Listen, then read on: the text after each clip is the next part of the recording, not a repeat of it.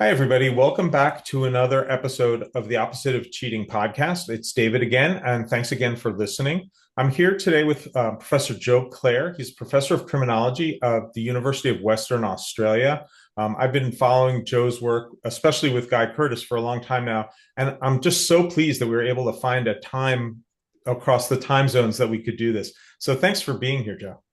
Oh, thank you very much for having me and your patience in getting this organized. It's taken a while. Time zones are not our friend. So let's introduce everybody to your work. Tell us a little bit about who you are, what you study, teach, work on, and what your life and work is like at Western Australia.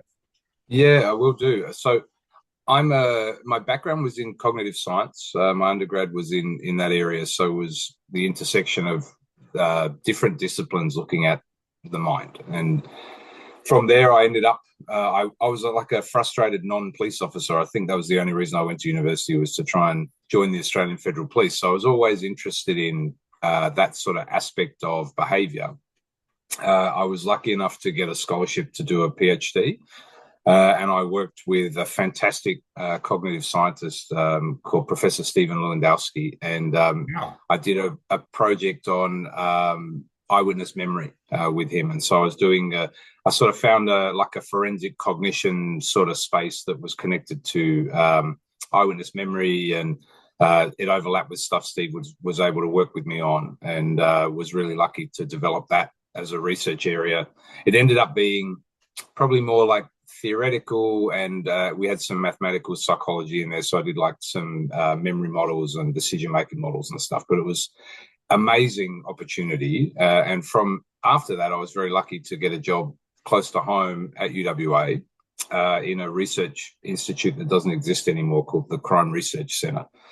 And so then I spent about 5 years doing a whole range of, it was mostly evaluation, but a lot of research into different areas of the criminal justice system, working with police and local governments. And typically the same pattern was they had data sets, they had research questions, but they didn't know exactly how to put the two things together. And we would help them do that sort of stuff. And along the way, again, lots of luck is very important. I ended up, my boss there was a guy called Frank Morgan, and he was part of this group, which were, it's a sort of small invite-only group at the time. It was, they called themselves ECHA, and it stood for Environmental Criminology and Crime Analysis.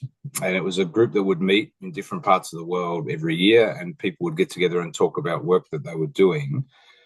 But the really unusual, sort of from within a criminology perspective, the unusual flavor of their work was that they were very interested in crime as opposed to criminality. So they were interested in the non-randomness of where and when problems were happening, and they were very motivated by crime prevention. And so not so much the understanding offending decision making, but more about the why is that happening, where it's happening, what could we do to try and prevent that, without needing to always have to focus on things like apprehension, detention, prosecution, or very distant, very important, but distant sort of correlates with crime, like disadvantage and lack of education, and needing better social programs. They were interested in, a lot of this work had developed from the UK in the Home Office, and with some very specific academics working mostly on the East Coast of the US, and the Branninghams, who were based in Vancouver. But they did a lot of work with police. And so police have a problem they need to do something about now, and they need a toolkit that they can try and implement, but they don't always want to be focusing on apprehension. And so they developed this sort of network of academics who were focused on opportunity reduction and crime prevention. And so I sort of got into that space. And then for me, that was a place that I've never really moved away from. And so having done a range of different other jobs, and I worked for the fire service in Surrey in Canada, in British Columbia. I lived there for a while, and then I worked for a government in Australia, in Victoria. I was working for the state government. The same pattern was always there about using data to try and help make decisions, but in the background for me was always this flavour of opportunity reduction, crime prevention, designing out opportunity, and then eventually I ended up back at UWA, and have been teaching criminology there now since the start of 2018. and helping build the criminology program over there. That's a great story. I don't know if you appreciate how similar it is to my story, because No. I started in decision science as well, with an advisor who does a lot of work on jury decision making, a guy by the name of Reed Hasty. Okay. Yeah. Yeah. So Wow. that's where I started as well, and moved more towards sort of social cognition approaches. And then, like you, I stumbled upon, in my case, the cheating research. Yep. But I started with a very individual approach, like why does a student cheat in that moment? But I've gotten to a much broader ecological, epidemiological approach. And then, of Yeah. course, it all comes back for me for cognitive science back to the teaching and learning stuff. 100%. That's really interesting. I had no idea we had such an overlap in backgrounds. It's wild. I had the same kind of thing happen with Jason Lodge, too, Yeah, right. where I was like, oh my goodness, there's more psychologists. It's so nice. It really is. Well, it gives you a toolkit, I think, to help approach all sorts of different social problems, right? That's the key. Absolutely. And the teaching and learning parts of cognitive, people often don't understand what we do in cognitive science. And any one of Yeah. us, even if we did decisions, is going to be have a really strong background in things like memory and learning. It's funny because you're totally right. I remember my mates gave me a hard time when I was going to uni in the late 90s because I was doing cognitive science and nobody knew what it was, right? And they really they used to tease me for doing that. And it's now, you look forward now and think about the stuff we were learning about then about can computers think? I remember doing philosophy of the mind and philosophy of science and what is consciousness and all these issues that we're trying to intersect with, and looking at like back propagation models that we're learning through these neural networks. And think it's only been, well, it's been a while, 30 years almost, but it's only been 30 years, right, since these were quite abstract concepts to now that we're arguing about whether these models are going to be capable of doing these things, right, that we used to be thought experiments not that long ago. Oh, yeah. I would ask my students, do you think we'll ever see a machine that could pass the Turing test? Is that Right. something that's going to, and I said it might happen in your lifetime, probably not in mine. Yep. Boy, was I wrong about that. 100%. Yeah, yeah. You're totally right. And that feels like so long ago, but it's actually not, right, at all. And Not the in the pace of sense of change time. now, no, absolutely. That's really interesting. So to give you context on how I teach now, UWA, I teach mostly in the undergrad program we have there. And typically the classes, so we have it's different from some of the North American models, I think, in the sense that I teach a first year course that has about 500 students. And the way that would work is there are lectures that I give, and then all of the students have access to a tutorial during a week. So the lecture is sort of open and it's recorded, and then the tutes are for about 20 to 25 students. And so I give the lectures, and then I run some of the tutorials working in partnership with a team of other tutors to make that work. And then I teach a third year unit on, which is our final year of our undergrad program here. They don't have to do a 4-year undergrad. And that's on crime prevention, actually. And I teach that more in like a workshop style way, where I have groups, again, of about 25 or 30, because I find that's about as many people as I can sort of functionally cope with, and I feel like I'm actually doing anything with them at a time. I know other people have different models, but that, for me, that's how I find it the most effective way to go. Yeah, we do some of that in bigger universities for lower level courses, but we Right. try to get away from that. I mean, my big class this semester is a little under 30, so it's a very different Yeah, world. nice. Yeah, So, yeah. I think that's with economies of scale, we can't always achieve that. But I think for me, that's such a good way, because I get to know the third year students, right? I get to interact with them. We can work on a project where we're developing things together, and you get to see the ones who, even when you're talking to them, clearly are not understanding concepts, and then you can try and help them unpick it. And by the same token, you see the ones who are clearly like they've got it, right? mhm. Whereas in a room with 150 people who are turned up to listen to a lecture, it's much more difficult to achieve. So Very one way. yes, And that for me segues us to academic integrity, right? Because the academic integrity right. situation is completely different when you know your students and when you don't. 100%. Yeah, and you read those, and I'm not knocking these at all, but those ideas of saying, well, if you can know your students' writing style, then you'll know that whether they're cheating. I'm not saying that's not true, but it's very difficult in a unit where they're first years and there's 500 of them, right? And scaling that, and Yeah. you know, that's why I don't think we can be arguing for like an actual one intervention that fixes all of these things. Um, Drawing on my sort of framework around opportunity reduction and borrowing from what's worked best in like crime prevention is where I see that connection with, we can have a commitment to like a process of trying to prevent problems, I think. So, yeah, as much So as we can. let's dive into that. Yeah, let's do. Crime prevention, how is academic integrity cheating prevention like crime prevention, and how is it not? Yeah, right. Great question. So, I'll tell you how I got interested in this space at all, and how Guy, Curtis, and I ended up working on lots of stuff together. And it's funny, Guy and I overlapped as PhD students actually at UWA, and Oh, then we really? lost touch. Yeah, and then we ended up completely by chance back at a different university in Perth, and before we both moved back to UWA as well. But so I think Guy was one of my tutors for a year when I was an undergrad, he was finishing his PhD. But so I was working at Murdoch University, so another one of the universities here in Western Australia, and I was in a law school there, one of the few criminologists. It's when I'd moved back to academia and back to Perth. And this would have been around 2015, I think, and somebody had complained that at the time, an assignment that they had been using, a law assignment, had ended up on one of these file sharing sites. And they were basically the concern at the time was, well, what can we do about this? There's clearly nothing we can do, right? Anybody can use this. There's no way that we would know. And so for me, immediately I started thinking, well, how does this is a problem, and it's a type of deviant behavior. How does this track with respect to other problems that I believe the best solutions for other types of crime problems have always been sustainable, because they're partnership based and they're opportunity focused, right? It's about reduction rather than, and a lot of it, prevention works better than a cure, right? So what can we do to try and understand these things?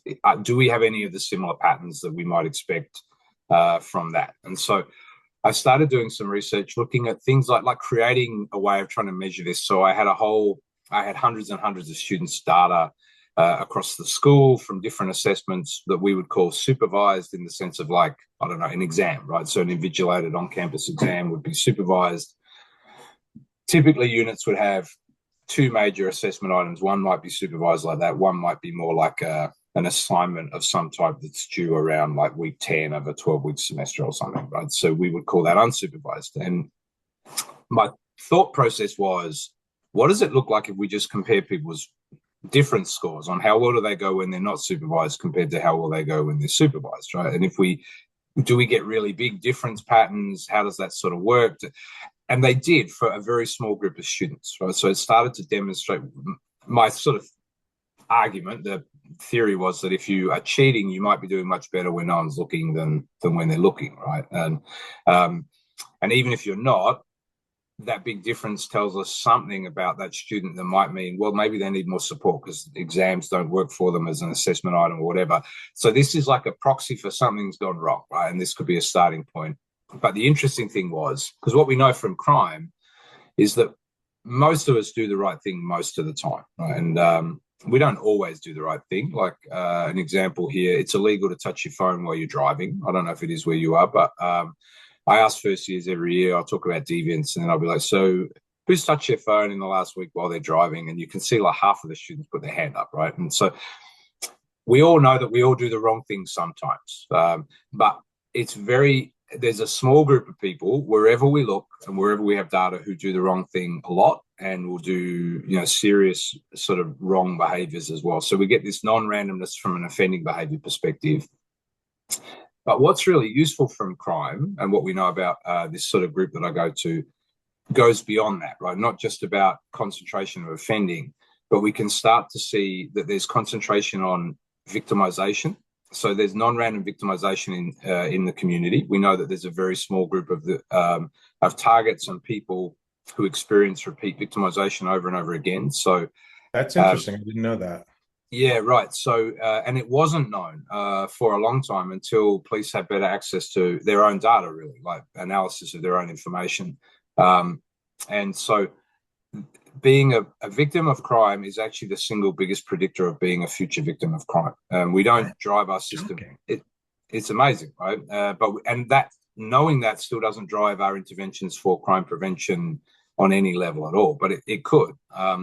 But we also know another thing that's really important about crime, which tracks across to opportunity rather than just talking about predispositions for offending, is that crime concentrates at places, right? So there are a very, very small number of actual physical addresses that experience a hugely disproportionate amount of crime that occurs in communities. And so much so that some US-based academics they've called it the law of crime concentration at place, right? So when we start thinking about this, right, so how does this track across to academic misconduct?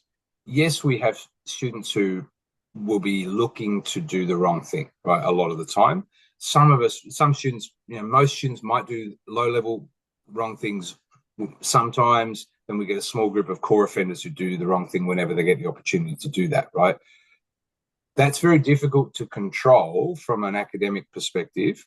But the things that we do have control over are more like what I would translate for that target and that place side of the what I call a triangle in this. The crime triangle has been developed by this group of academics I follow, and I've written about this with my friend Dan Burks, and I wrote something about trying to apply a lot of this framework to generative AI misconduct a few years ago, and I've just updated something recently on that as well. But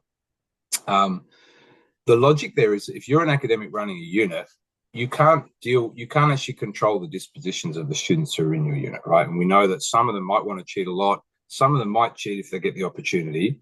But the thing you can try and limit is the extent to which opportunity exists within the assessment items and the structure of the things you're doing in your unit. And the university can take a similar approach to trying to see how can we reduce the opportunity for the likelihood of crime or misconduct to occur in the context that we're managing. And so that's sort of how the logic translates across. And I did some work with another colleague at Curtin University, which is another university here, Michael Baird, and he had busted a contract cheating sort of process that was unfolding in one of their business school capstone units, where they had an online project that people had to work on.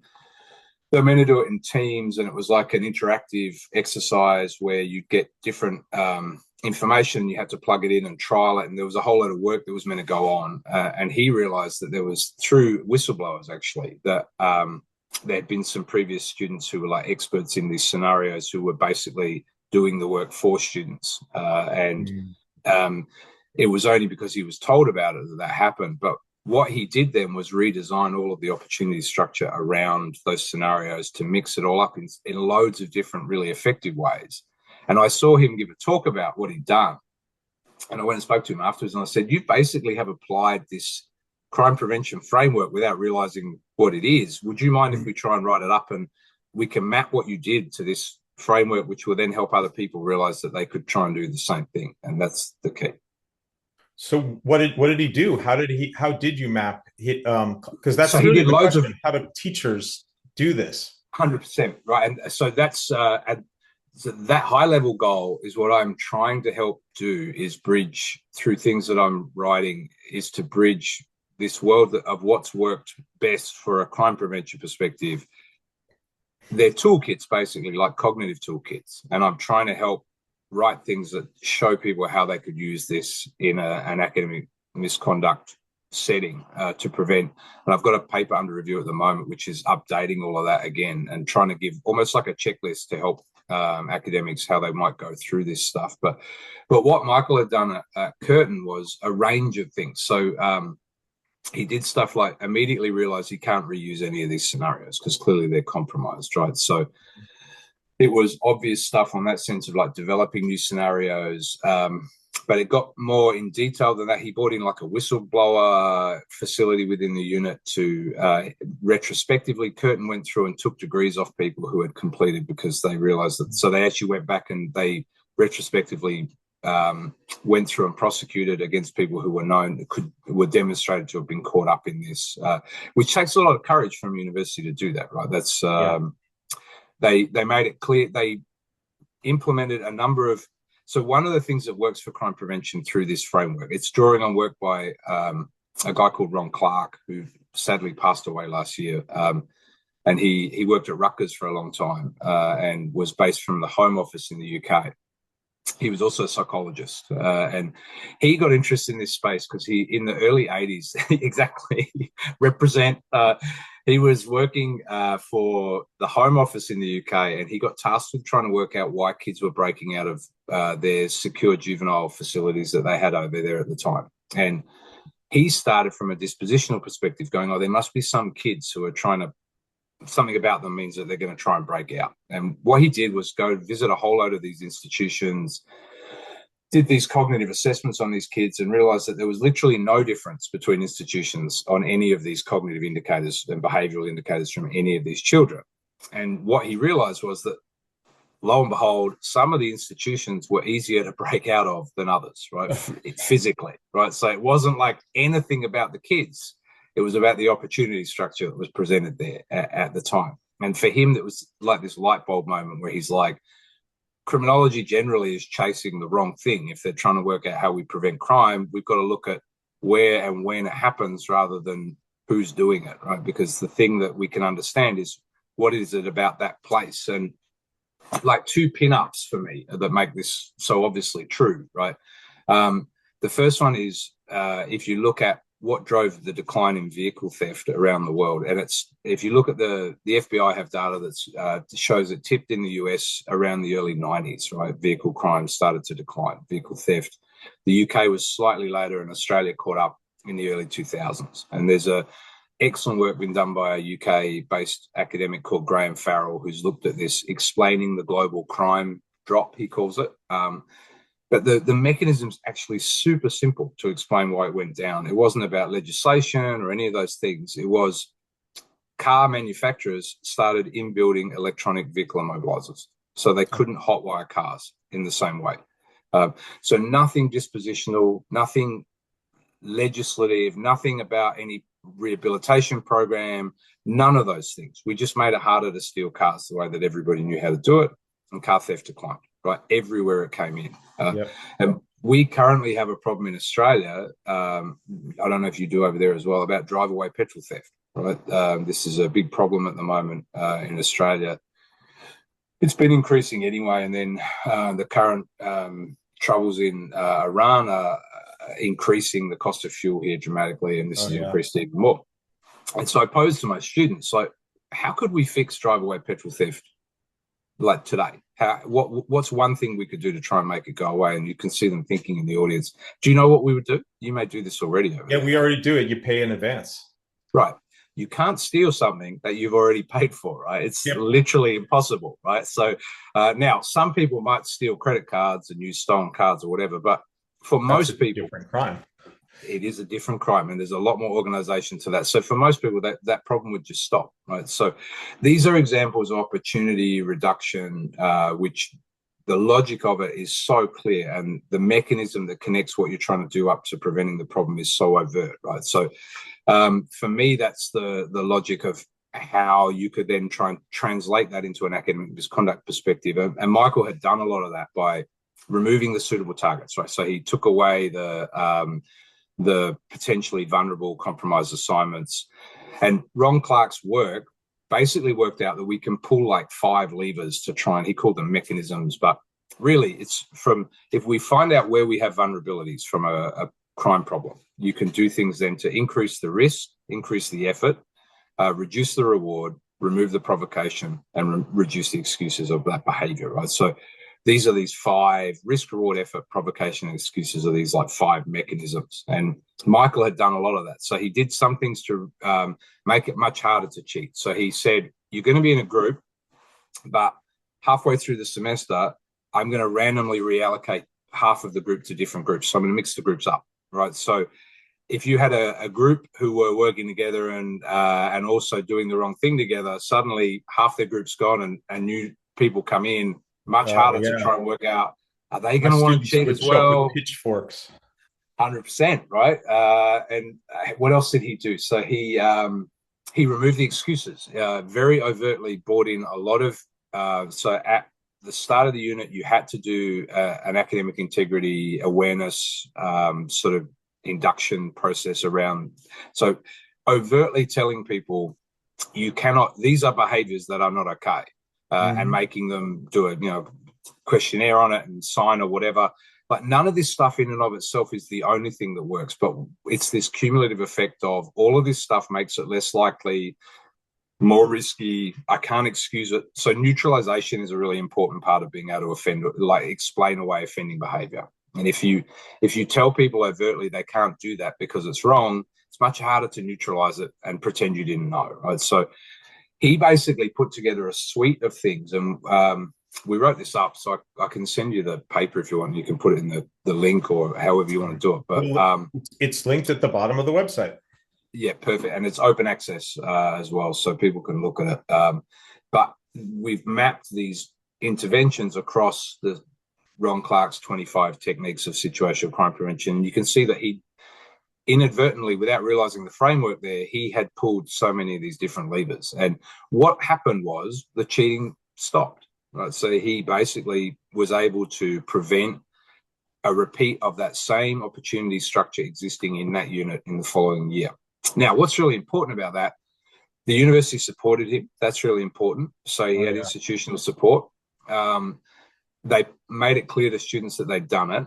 But this is another important thing. It doesn't fix a similar problem in a different unit, right? So you need to take the approach, the logic, the framework of this approach then needs to be applied to other vulnerable assessment targets, and you need to have a consistent way of responding to that. So just because you fix one doesn't mean you fixed it somewhere else, but it also doesn't create any limitations or weaknesses anywhere else. So I talk to students about saying, if you fix one flat tire, that doesn't flatten any of the other tires on your car, right? But if you have two flat tires, you need to fix both of them, right? So you use the same process to fix them both, but so crime doesn't just displace, deviance won't just go somewhere else. But if you have a problem somewhere else, it's probably already being exploited. And so, but what this does is it gives academics a toolkit to go beyond just saying, we need to somehow help students just not want to do this anymore. I think that's part of it, and supporting them and scaffolding them. And the latest paper that's under review at the moment talks about the importance of those things too.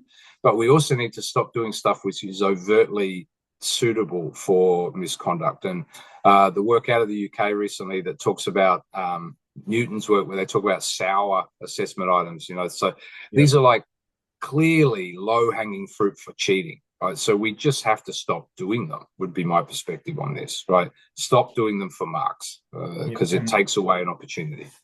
I think any of us who've worked on the academic integrity process side will say there are frequent flyers, both in terms of departments, in terms of professors, in terms of students. And so I remember one year my numbers absolutely spiked. They went up like 65%. Wow. All in one class. Wow. Okay. And so the response, if your numbers spike 65%, it's panic. But how do you respond? Well, look at the location. It's a local fix, not a global fix.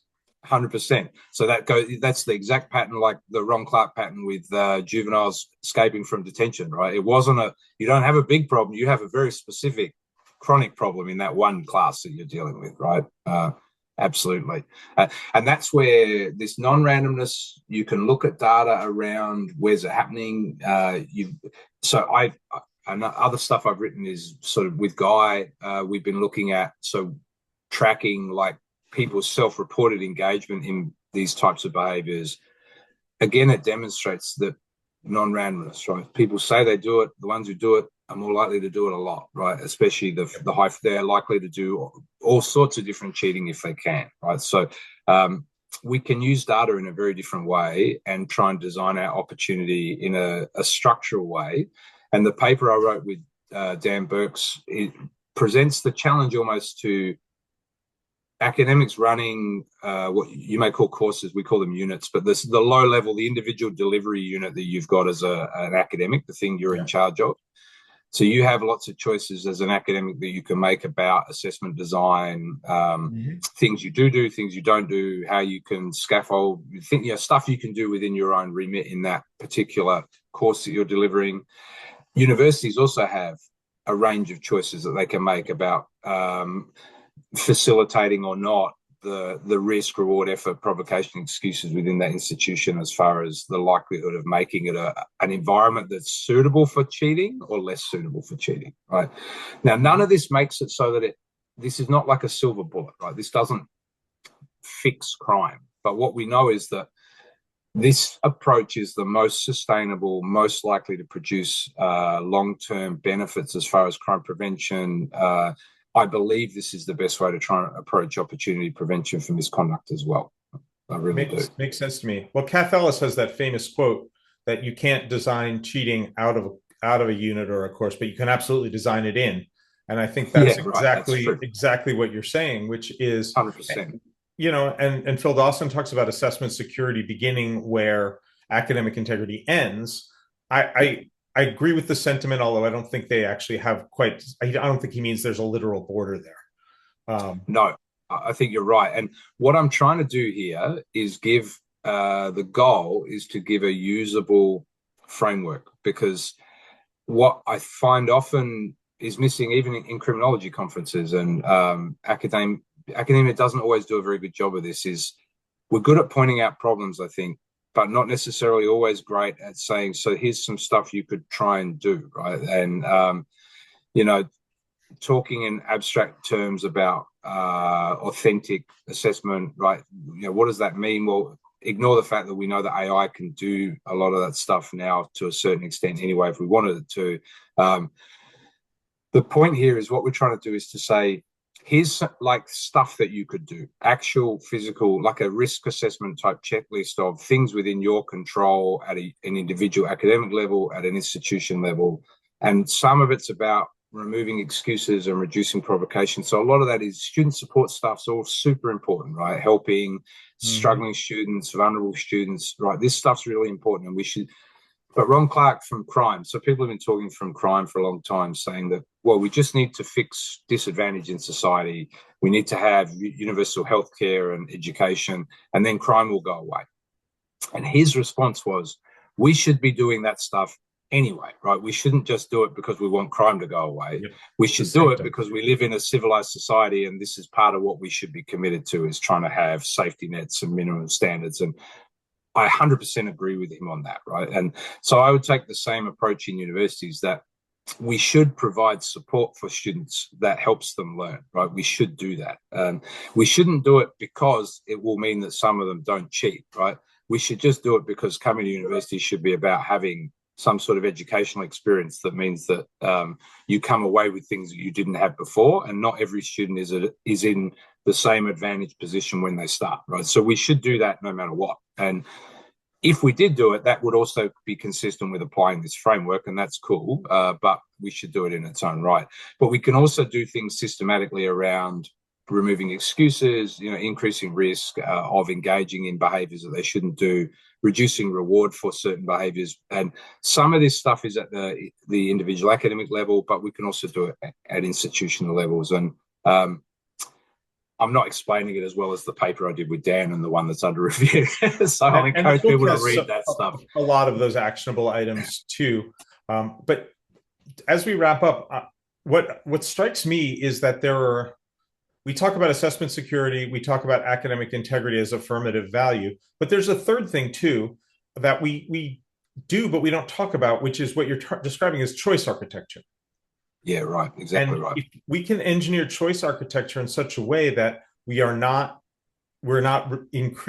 reducing misconduct, not by inspiring students and not by policing students, but rather by making not doing misconduct the path of least resistance.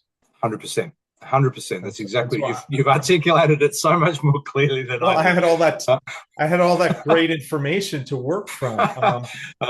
No, that's exactly right, and I think that's the crux of the whole point that I'm trying to make. Really, is we should do the other things anyway, but we can also do this, right? And yeah, this is and it's doable, right? That's the key. So there are things that move it from the abstract to the actual physical of going. There's actually stuff I can do, and it's empowering, I think, for academics at a time where it can feel a bit overwhelming in the sense of what is it that we can do to try and make any of this slightly less bad. And I think there are actually a range of things that we can do. I think the takeaway I'd encourage as well, I really do believe that not all students are doing this, right, based on the information that we have. You know, the chronic, high level, chronic cheating that we hear about in the sort of the news stories that come out, I really don't think that's true. It's not true for any other form of deviance that we have ever looked at in society. And so I don't know why it would be for this one either. And so I think it's important to manage that as well. Yeah, I think the data will show us that probably 60% of people do a little bit of misconduct around the edges, like Exactly. picking up their Yep. phone occasionally. New York Yep. City taxi drivers, some huge percentage of all accidents are caused by 5% of drivers. 100%. And so Yep. this is, And yeah.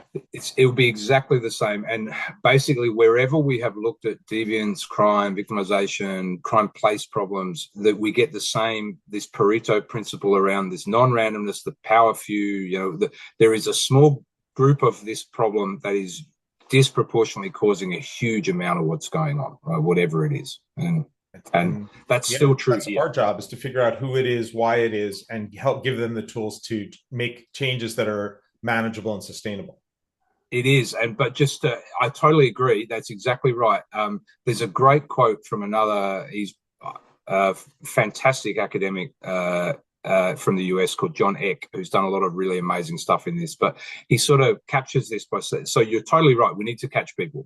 But when we think about the opportunity-based framework, right, designing out this sort of stuff, his explanation for crime is that if people who offend have stable propensities, right, then they can't act on them unless there's an opportunity to do so. If people have unstable propensities to offend, then the proximal circumstances can provide opportunities that trigger offending behavior, right? So either way, opportunity is the key. So removing opportunity is the thing that reduces it. So for the prolifics who want to do it, if you take away their opportunity, then they can't in that immediate context. For the ones who Guy sort of refers to as like cheat curious, if there's no opportunity for them to engage in it, then they won't do it either, right? So the key bit is about opportunity rather than having to worry about dispositions and apprehension. We can make them pay for the fuel before they put it in the car, right? As much as we can. Absolutely. Well, Joe Clare, thank you so much for that. I really feel like you shifted my thinking about what we do in a fundamental way. So I look forward to reading some of those papers, the ones that I haven't yet, and we'll link to those for all of you who are listening. In case you're interested in adding a third thing to assessment security and academic integrity, which we'll call, for lack of a better term, opportunity. Yeah, amazing. It's been my pleasure, and I'm really grateful for the chance to talk to you. So thank you very much. Thank you as well.